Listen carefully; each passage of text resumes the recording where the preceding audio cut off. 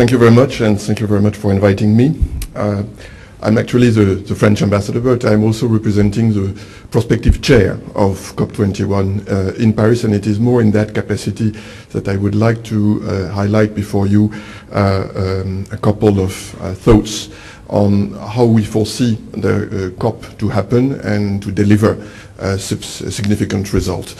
Indeed, it was not a tough job for France to get that position of chair of COP21. There was no other candidate after the debacle of the Copenhagen summit. But we took up that responsibility very seriously, and we are very committed to achieve a result. And for that reason, while of course we have our opinion on climate change and our specificities, we have the lowest carbon emission in the Western world. We have decided to take a specific position as chair. We are here to gather positions and ideas and views and ensure that at the end, smoothly, we will achieve a result which will be satisfactory for all. This is not neutrality, but it is a commitment to be impartial during the negotiations and until the end of the conference. That is a very, of course, specific situation. Indeed, we have a regular dialogue with India, a very intense one. Mr. Lavazza can testify of this. And India has a very important role to play for the success of the conference. And the Prime Minister has been very clear that he wants an agreement. And so we are very confident that we will approach the end of the conference with a success before us. What will be the result? It has to be, first of all, universal and differentiated agreement. Universal because if somebody is missing or stepping down, that won't be the right approach for a threat which is global in nature. And differentiated because we are all in different situations and we must be considered as such.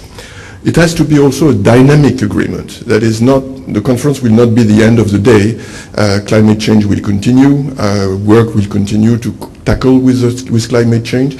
So we need to have some prospective vision on how we will work thereafter and how we will maintain the dynamic after the conference, and if possible, increase even further the efforts which will be devoted to this goal. The basis of everything, as was rightly pointed out, are the national contributions. Many of them are there already.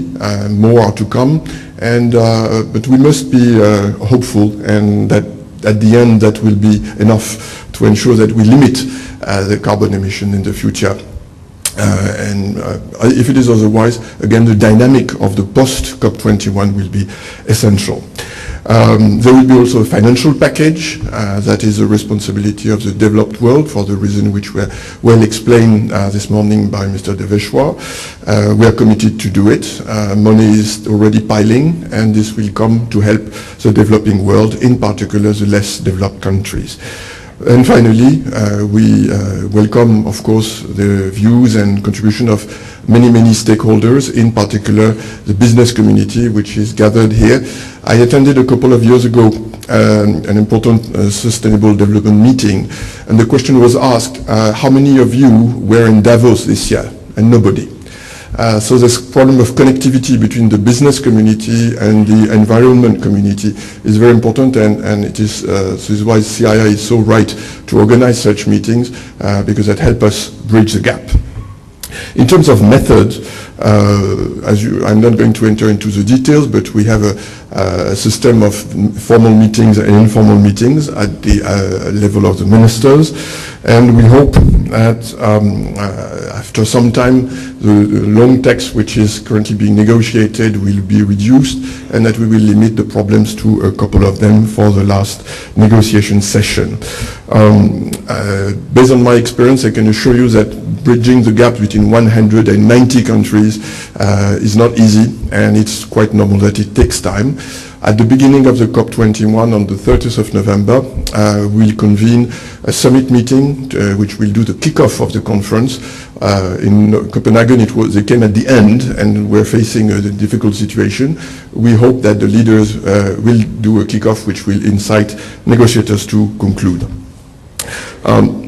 Since you are a business, we are here in a business organization, I would like to highlight that for us, it's crystal clear that this agreement is not about pro-development versus pro-environment fighting against each other. It's in no way an agreement will hamper economic development that would not be acceptable for many, neither for India nor for France, not for others.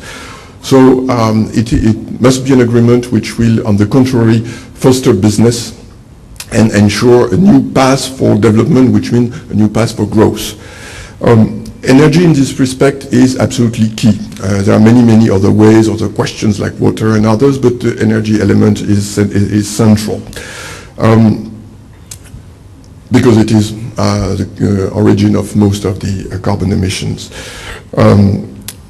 It's about the way we produce energy, the way we save energy, energy efficiency. It's also about energy security. I was mentioning the gap between the business community and the environment community, but there is also a gap, there used to be a gap between the environment people and the security people. And I think this gap can be bridged this way. The initiatives taken by the Prime Minister of India in this respect are visionary and very useful for the success of the conference. This big plan for producing hundreds of gigawatts of solar energy and wind energy are exemplary of the kind of methods which can be used to tackle this. I would like also to remind everybody that in Gujarat, during the tenures of the Prime Minister, when he was the Chief Minister, he reduced the carbon footprint, the carbon emissions in the energy mix, while expanding sharply the renewable energy part in the mix. Of course, in this respect, there is also nuclear energy, which is key for big industrial countries. Most of them have a strong and vibrant nuclear energy, despite the problems faced in Japan recently. We must keep in mind that this will be part of the energy mix of the future. And France is a good example of this. Thanks to nuclear energy, we have the lowest carbon emission in the Western world. Indeed, in India, coal will remain part of the energy mix for a long time. This is obvious because of the situation of today and the prospects of tomorrow. What we must do is cope with the risks and consequences of this, and try to mitigate it to the further extent possible by providing solutions to reduce it and to reduce the carbon emissions produced by the coal industry in India. For example, we have just decided in France to focus credit exports for coal power projects only if they are associated to clean coal technologies. For all this, of course, R&D is essential. It was highlighted already, and we very much hope that this COP21 will be an opportunity to highlight the role of R&D, of course, to improve the competitiveness, but also to reduce the costs in the future. What can we do also? We can, COP21 can also contribute to change the mindset. This was also highlighted this morning.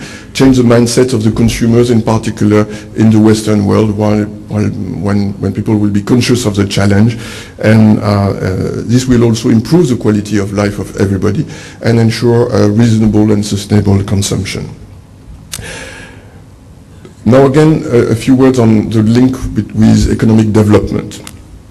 Prime Minister, when he launched the Make in India campaign, said it would be a growth with zero defect and zero effect. This is exactly what the goal we should pursue. And by joining these two elements, we will provide to the business community predictability and visibility, what they need to invest more in the various sustainable development activities and make it more profitable for them, but also more affordable for everybody. The role of the business community here is absolutely key, as you can imagine, and the business community will be invited to contribute to the COP21. It has already been gathered once in France, and we will continue to be in touch until the last minute to ensure that we can bridge the gap I mentioned earlier. To finish, two initiatives we'd like to mention. First of all, the Solar Alliance that the Prime Minister has launched in principle a couple of months ago. It is a very sound and visionary initiative. It aims at pulling together those which have a solar potential. I think this is exactly the kind of initiative which will help us drive the business and reduce the cost in the future. And the second, of course, is whatever we could do in the near future to increase R&D through financial means, private or public, and pull together. All this will lead us to, I think, a better world. Thank you very much.